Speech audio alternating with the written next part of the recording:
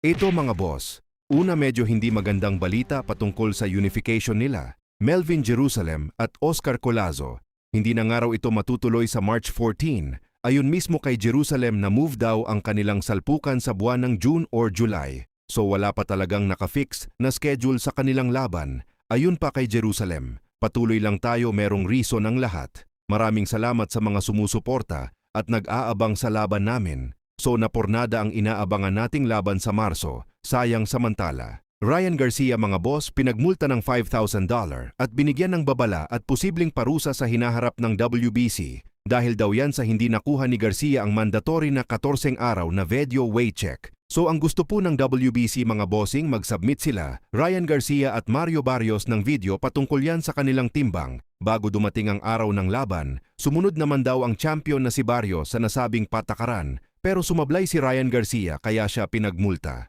Sa Sabado na ang laban ni Garcia at Barrios, Linggo naman yan sa Pilipinas. Pero mukhang hindi pa nakukuha ni Garcia ang pinagkasundo ang timbang dahil hindi niya yan naipakita. Mas pinili pa ni Garcia na magmulta na lang. Kaya abangan natin mga bossing, mukhang may matinding drama na namang gagawin itong si Ryan Garcia bago ang kanilang salpukan ni Barrios, samantala, Cuadro Alas Casimero. Ayon sa kanyang latest meets training with Jason Casimero, ay gigil na gigil nga daw itong si Cuadro Alas.